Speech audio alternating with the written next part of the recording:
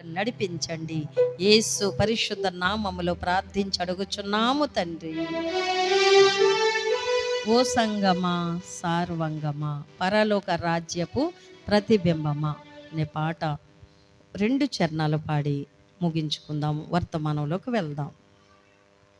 ఓ సంగమా సర్వంగమా పరలోక రాజ్యపు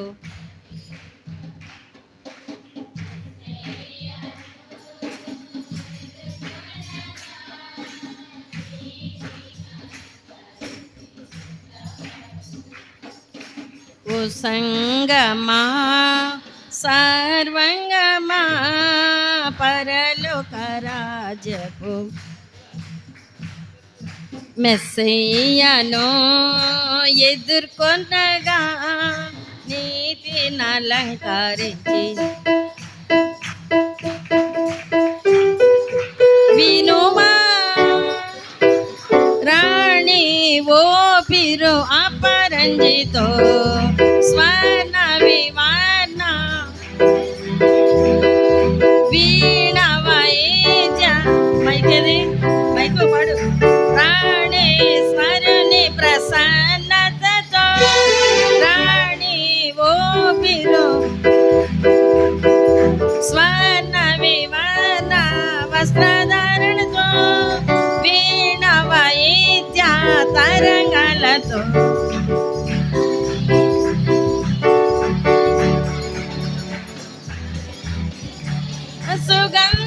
సుగంధాభిషేకము ఆనంద తైల సుగంధాభిషేకం పొందితివా యేసునందు పొందితివా యేసునందు సంగమా సర్వంగమా పరలోక రాజ్యపు ప్రతిబింబమా పాడాలి. మెస్సయ్యను ఎదుర్కొనగా నీతిని అలంకరించి సిద్ధపడుమా ఓ సంగమా విలుమా క్రీస్తే నిన్ను ప్రేమించెనని తన ప్రాణం అర్పించెనని క్రీస్తే నిన్ను ప్రేమించెనని తన ప్రాణం అర్పించెనని స్వస్థపరచెని దోషముగా ముడత కలంకములేనిదిగా స్వస్థపరచెని దోషముగా ముడత కలంకములేనిదిగా మహిమాయుక్తముగా నిలువగోరేసుడు మహిమాయుక్తముగా నిలువగోరేసుడు సహితువా తీర్పునాడు సహితువా తీర్పునాడు సంగమా సర్వంగమా పరలోక రాజ్యపు ప్రతిబింబమా మెస్సయ్యను ఎదుర్కొనగా నీతిని అలంకరించి సిద్ధపడుమా ఓ సంగమా విలుమా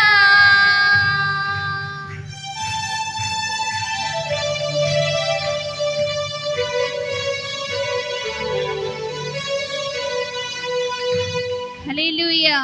దేవునికి స్తోత్రం, దేవునికి స్తోత్రం, దేవునికి స్తోత్రం. దేవుని వర్తమానమును మనం విందాము. దేవుని వాక్యం చదువుదాం. పరిశుద్ధ గ్రంథం తెరిచి అపోస్తులుల కార్యములు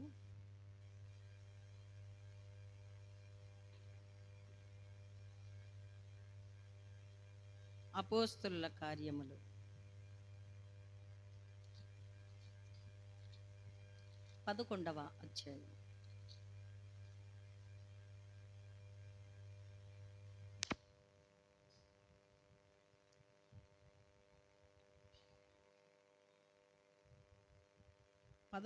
అధ్యాయం.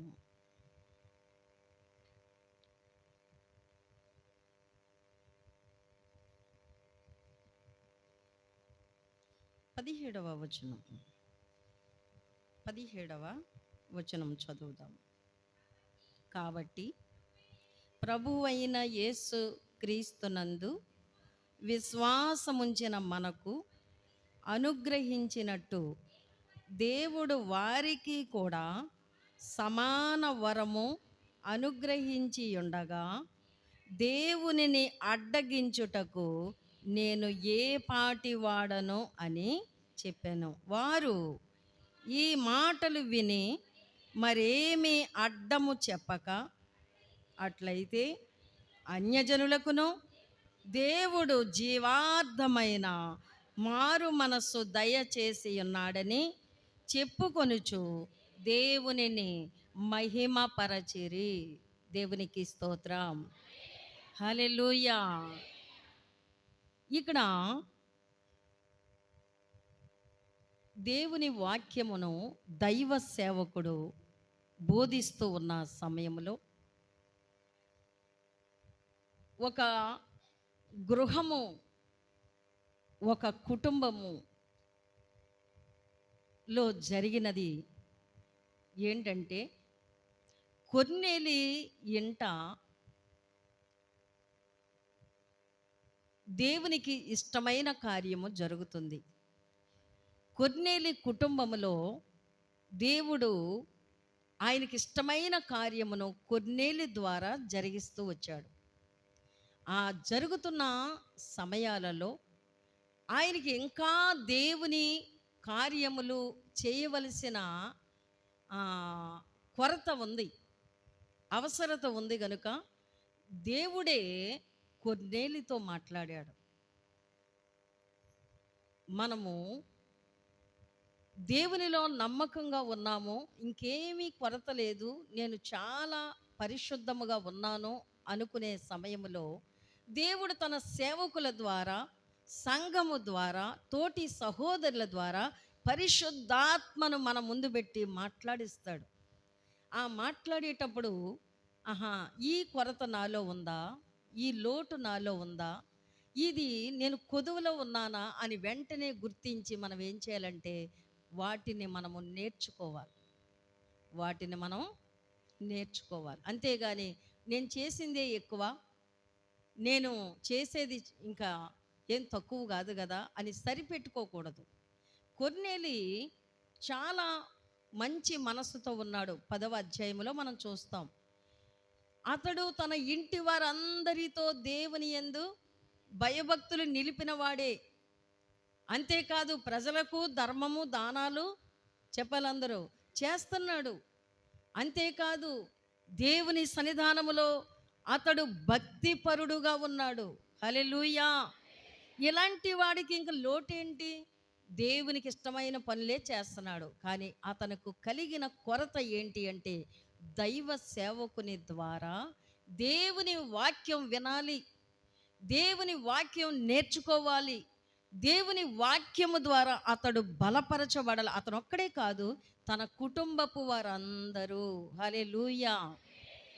దాని కొరకు దేవుడే మాట్లాడుతున్నాడు, తన దూతను పంపించాడు. 10వ అధ్యాయము 4వ వచనంలో మనం చూస్తాము. ఎందుకంటే మనం చేసిన కార్యాలు దేవునికి సంతోషముగా ఉండాలి, దేవునికి సంతృప్తికరంగా ఉండాలి. నీకు కాదు సంతోషం, నీకు కాదు నేను అనుకున్నది సరిపోయిందని అనుకోవడానికి, దేవునికి నచ్చాలి. బాగా వినండి, మనకు కాదండి, మనకు కాదు. మనకు నచ్చినట్టు చేయడం మనకిష్టమైతే దేవుడు అంటున్నాడు, నీకు నచ్చినట్టు చేస్తే నాకు ఇష్టం అవ్వవు, నాకు నచ్చినట్టు నాకు ఇష్టమైనట్టు నువ్వు చెయ్యాలి అంటున్నాడు. దేవునికి ఏది ఇష్టమో మనం చూడాలి. అందుకే వాక్యం ఉంది, నేను చెప్పినట్టు చేయకుండా నన్ను ప్రభువా ప్రభువా అని ఎందుకు పిలుస్తారు అంటాడు. ఆయన చిత్తమును నెరవేర్చువారిగా కొర్నేలికి దేవుడు బయలుపరుస్తున్నాడు. ఏమని బయలుపరిచాడు అనే విషయాన్ని చూసినప్పుడు 4వ వచనంలో మనం చూస్తాం. ఆ దూత చెప్తున్నాడు, నీ ప్రార్థనలు, నీ ధర్మకార్యములు దేవుని సన్నిధికి జ్ఞాపకార్థముగా చేరినవి. చప్పట్లు కూడా దేవుని మహిమపరచుదాం. హల్లెలూయా. ఈరోజు ప్రభువు మనతో మాట్లాడుతున్నారు, నీ ప్రార్థనలు దేవుని సన్నిధికి జ్ఞాపకార్థముగా చేరినవని నీవు నమ్ముతున్నావా? అలా నమ్ముతున్నవారైతే దేవుడు నీకు ఇంకొకటి నేర్పిస్తున్నాడు. ఏంటి? ఆయన వాక్యం. ఆయనతో నీకు ఉండవలసిన దగ్గర సంబంధం. కొరతలో ఉన్నావు నీవు, దాన్ని నేర్చుకోవడానికి దేవుడు ఈరోజు ఉదయం ఆరాధనలో మనకు నేర్పిస్తూ ఉన్నారు. దేవునికి జ్ఞాపకార్థముగా చేర్చబడాలంటే నీ ప్రార్థనలు, నీవు చేసే ఉపచారము, నీవు చేసే పరిచర్యలు, నీవు చెప్పే సాక్ష్యము దేవునికి మహిమకరముగా ఉన్నవా? కొంతమంది ఉంటారండి, మా ఇంటికి వస్తా ఏం తెస్తారు, మీ ఇంటికి వస్తే మాకు ఏం పెడతారు. ఈ సామెత తెలుసా మీకు? అంటే వీళ్ళదంటూ ఏం ఖర్చు అవ్వకూడదు, ఎవరైనా ఇస్తేనే తీసుకుంటారు అంతే తప్ప వీరి చేతితో ఎవరికి ఏమీ పంచి ఇవ్వలేరు. దేవుడు వరం ఇవ్వాలండి మనకు, ఏదైనా పెట్టడానికి కూడా గొప్ప వరం. మీకు తెలుసా? ఇతరులను ఆదరించుట దేవుడిచ్చిన గొప్ప వరం. ఒక అతిథి మీ ఇంటికి వచ్చినా, ఒక దైవ సేవకుడు మీ ఇంటికి వచ్చినా, వారిని ఆదరించడం, వారిని పరామర్శించడం, వారిని ప్రేమించడం, వారిని గౌరవించడం దేవుడు మనకిచ్చిన వరం. ఆ వరము మనము కలిగి ఉండాలి. అలాంటి వరము మనం సంపాదించుకుని ఉండాలి. అది దేవుడిచ్చిన వరం. అందుకే దేవుడిచ్చిన వరాన్ని బట్టే దేవుడే తన దూతను పంపించి నీవు చేసిన ప్రార్థనలు, నీ ధర్మకార్యములు, నీవు దేవుని యందు నిలిపిన భయభక్తులు దేవుని సన్నిధిలో జ్ఞాపకార్థముగా చేర్చబడ్డాయి. ప్రార్థన ఒకటే సరిపోదు, బాగా వినండి ఈ విషయం కూడా. ప్రార్థన ఒకటే సరిపోదు, అలాగని ప్రార్థన మానేయమని కాదు. ప్రార్థనతో పాటు ఏముండాలి చెప్పండి? దేవుని యందు భయభక్తులు ఉండాలి. అందరూ చెప్పండి, మళ్ళీ చెప్పండి. దేవుని యందు భయము భక్తి లేకుండా నువ్వు ఎన్ని ప్రార్థనలు చేసినా అంత వృధా.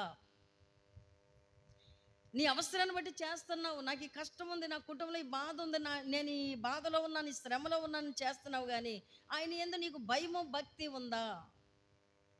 మరి నీ ప్రార్థన ఎలా వింటాడు? ఆయన సన్నిధికి జ్ఞాపకార్థంగా ఎలా చేరుతుంది? అది గుర్తుపెట్టుకోండి. ఇక్కడ దేవదూత వచ్చి మాట్లాడుతున్న ఆ మాటలు ఏంటంటే, ఆ మాటలు మాట్లాడుతున్నప్పుడు ఈ కొర్నేలి పలికిన గౌరవార్థమైన మాటలు చూడండి ఎంత ఆశ్చర్యంగా ఉన్నాయో కూడా మనకు తెలుస్తుంది. 4వ అధ్యాయం మొదటి లైను, అతడు దూత వైపు తేరి చూచి భయపడి, ఇది ఆగండి, భయపడి. ఎవరికి భయపడుతున్నాడు? దేవదూతకు భయపడుతున్నాడు. దేవుడు పంపించిన దేవదూతకు కొర్నేలి భయపడుతున్నాడు. కొర్నేలి చిన్నవాడు కాదు, ఒక పెద్ద శతాధిపతి, 100 మంది పోలీసులకి హెడ్. ఇలాంటి ఎంత మంచి పర్సను ఎలా దేవునికి భయపడుతున్నాడు? దేవునికి భయపడేవారండి దేవుని చిత్తమునే జరిగిస్తారు. అతడు దూత వైపు తేరి చూచి భయపడి, చూడండి, భయపడి, అతని మాటలు వేరుగా ఎలాగున్నాయో, ప్రత్యేకంగా ఉన్నాయో. అప్పటి వరకు ప్రార్థనలో పలికిన ప్రభువా అనే మాట ప్రత్యక్ష దర్శనములో మాట్లాడుతున్నాడు. దర్శనమందు తేటగా మాట్లాడుతున్నాడు, ప్రభువా అని పిలుస్తున్నాడు. మీరు చూడండి, ఈ భూమి మీద ఎవరిని మర్యాదగా పిలుస్తారో అది కలలో కూడా దేవుడు మీకు దర్శనం అయినప్పుడు, దేవుని సేవకులో సంఘమో మీకు ప్రత్యక్షత దర్శనం అయినప్పుడు మీరు వారితో మాట్లాడడం కూడా గౌరవంగానే ఉంటుంది. మీరు వికారంగానో చిరాగ్గానో మాట్లాడడమే ఉంటే కళ్ళలో కూడా మీరు అలాగే మాట్లాడతారు, దేవుని ఆశీర్వాదాలు పోగొట్టుకుంటారు. ఈయనకి, ఈ కొర్నేలికి గౌరవార్థమైన పిలుపులు గల కారణం ఏంటి అంటే, అతడు ప్రార్థన చేసేవాడు, దేవుని యందు భయభక్తులు నిలిపేవాడు. కాబట్టి ప్రభువా అనే మాట దూతను చూసి భయపడిన వాడై ప్రభువా అని పిలుస్తున్నాడు. ప్రభువా అని పిలుస్తూ మాట్లాడుతున్న మాటలు చూద్దాం. ప్రభువా, ఏంటయ్యా, ఏమని అంటే ఏంటి, ఎందుకయ్యా నా దగ్గరికి మీరు వచ్చింది? ఈ మాటల యొక్క వివరం ఏంటంటే, ఎంతో భయపడిన వాడుగా మాటలు వింటున్నాడు. ఏం చెప్పడానికి వచ్చారు ఈ దూత? కానీ దూత అంటున్నాం కానీ దేవుడే అక్కడికి వచ్చారు. బాగా వినండి, దేవుని సేవకులు మాట్లాడుతున్నప్పుడు దేవుడే నాతో చెప్పండి మాట్లాడుతున్నాడని భయభక్తులు ఉండాలి మనకు. అలాగుంటే మళ్ళీ ఇంకో పొరపాటు చేయం మనము, ఇంకో తొందరపాటు రాదు. దేవునికి బాధ కలిగించం. ఇక లైన్గా దేవునికి ఒక బాధ మీద ఒకటి, ఒక బాధ మీద ఒకటి, అలాగే ఇన్సిడెంట్లు అన్నీ కూడా బాధపరిచేలాగా ఉంటే దేవుడు సహించడు.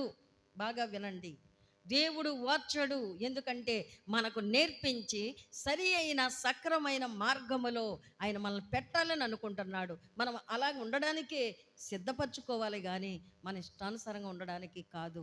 అయితే ఇప్పుడు చదివిన భాగములో ఏమని అడిగినప్పుడు అప్పుడు దూత చెప్తున్నాడు. దూత చెప్పడం, నీ ప్రార్థనలు, నీ ధర్మ కార్యములు. ఎంత మంచి మాట అండి ఇది. మనం అందరం కలిగి ఉండాలండి. నువ్వు ఎవరెవరికి ఏమేమి పెడుతున్నావో, ఏమేమి ఇస్తున్నావో, ఏమేమి చేస్తున్నావో అవన్నీ కూడా మనుషులు చూడాలని కాదు. ఎవరు చూడాలని చేయాలి చెప్పండి? దేవుడు చూడాలని చేయాలి. దేవుడు చూసి ఆశీర్వదించాలని చేయాలి. దేవునికి చేసినట్టు చేయాలి. బాగా వినండి, దేవునికి చేసినట్టుగా చేయాలి, కానీ మనుషులకు చేసినట్టుగా చేయకూడదు. హల్లెలూయా. మీరు చేసే ప్రతి కార్యం ప్రభువుకి చేసినట్టుగానే చేయాలని వాక్యం ఉన్నది. తరువాత మాట క్రింద చూడండి, ఎప్పుడైతే ఈ మాట చెప్తున్నాడో ఈ మాటకు 5వ వచనములో ఉంది, నీవు యొప్పే అనే ప్రాంతానికి మనుషులను పంపు. అక్కడ ఒక దైవ సేవకుడు ఉన్నాడు. ఆ సేవకుడు పేరు కూడా చెప్తున్నాడు. అమ్మా, అందరూ సేవకులే. బాగా వినండి, ఉన్నారు చాలామంది. పేరు పెట్టి పిలిచాడు దేవుడు, పేతురు అని. పేతురు అను మారు పేరు గల సీమోను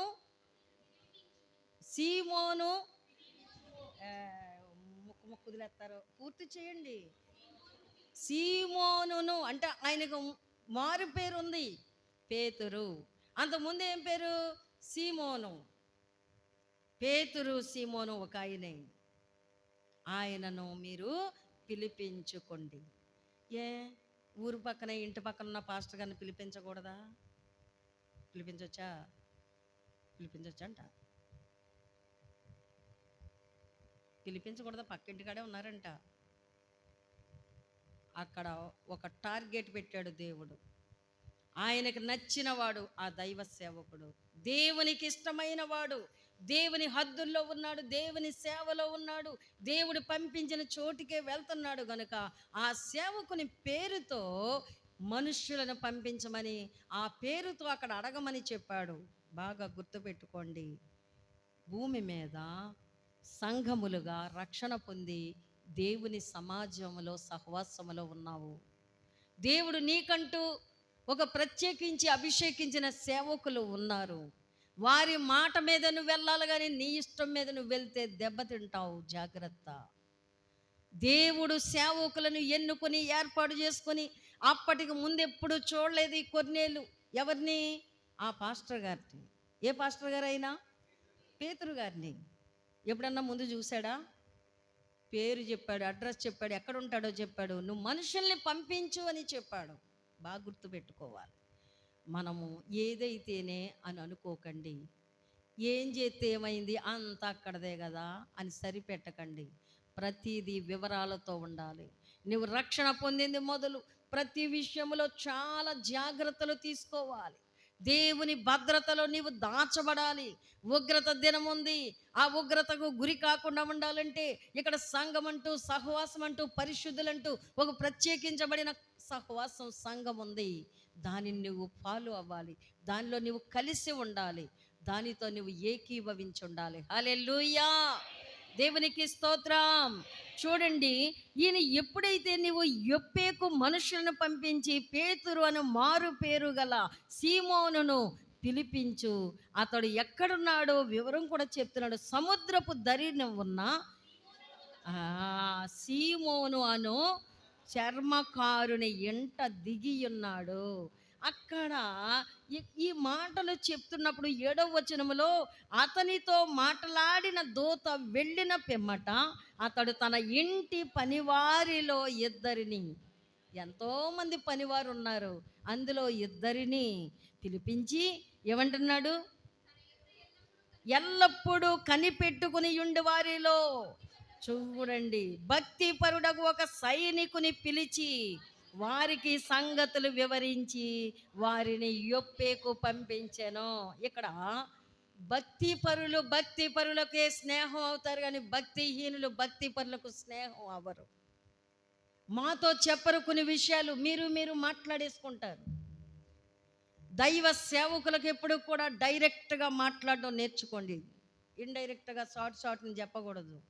మీరు నేర్చుకోవలసింది, మీరు అడగవలసింది, మీరు చేయవలసింది ధైర్యంగా మాట్లాడేయాలి. వాళ్ళు అలా చెప్పారండి, ఏదో అలా చేసేసాను, కానీ చేయండి. ఆ రోతంతా పాపం అంతా మన ఎత్తుమే పెట్టుకోవాలి. మీకు అర్థమైందా? అయ్యి పన్నెండు అమ్మగారు పేరు ఆడిపోతారు, ఎందుకు వచ్చిందే అంటారు. మీరు పేరు ఆడిపోవడం కాదు, అక్కడ చంపేస్తాడు ఆయన. నా ఆత్మని నరకాన్ని చూశాను. చేసిన వాళ్ళు, చేయించిన వాళ్ళు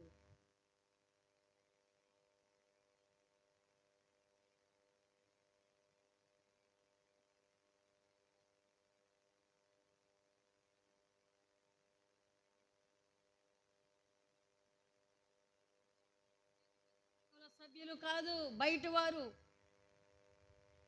ఎంత కరెక్ట్గా ఉంటే అంత దీవించబడతావు. ఈ భూమి మీద ఫిల్టర్ చేస్తున్నాడు, మనల్ని వడకడుతున్నాడు. భక్తిహీనులు ఎవరో, భక్తి పరులు ఎవరో, పరిశుద్ధులు ఎవరో, పాపాత్ములు ఎవరో ఏరేస్తాడు. బియ్యంలో రాళ్ళు ఏరుతారు చూడండి, మనం అలాగే బాగా గమనించాలి. అయితే ఇక్కడ భక్తిపరుడగు ఒక సైనికుణ్ణి పిలిచి దూత చెప్పిన అదంతయు సంగతిని వివరించి ఇద్దరి మనుషుల్ని పంపించమన్నాడు. పంపించు, దేవదూత నాతో మాట్లాడాడని ఈ కొర్నేలి ఆ భక్తిపరుడైన సైనికుడితో చెప్పినాడు. ఆ సైనికుడు ఎవరంటే ఒక పోలీసు కానిస్టేబుల్. ఎంత వివరంగా ఉందో చూడండి. వాళ్ళ డిపార్ట్మెంట్లో వారికి చెప్తున్నాడు, నీవు ఎవరిని ఎన్నుకుంటున్నావు, ఎవరితో స్నేహం చేస్తున్నావు, ఎవరితో దైవ కార్యాలు పంచుకోవాలనుకుంటున్నావు. సగం అటు సగం ఇటు ఉన్న వాళ్ళతోనా? బాగా ఆలోచన చేసుకోండి. కరెక్ట్గా ఉన్న వాళ్ళతో, భక్తులతో స్నేహం చేయండి. భక్తులతో కలిసి మీ కష్టాన్ని పంచుకోండి, మీ సంతోషాన్ని పంచుకోండి, మీ అవసరతను పంచుకోండి. భక్తులు మీ కొరకు ఏం చేస్తారు చెప్పండి? ప్రార్థన చేస్తారు. రెండవది, మీకు సలహాలు ఇస్తారు. మీరు సలహాలు తీసుకోవాలి. మీ ఇష్టానుసారంగా తీసుకోకూడదు, మీ నిర్ణయాలు కాదు, దైవ చిత్తానికి లోబడాలి. మీలో ఎవరున్నారండి అలాగా? ఎవరైనా ఉన్నారేమో చూసుకోండి. దేవుడు మీకు చిన్న ఆప్షన్ ఇచ్చాడు.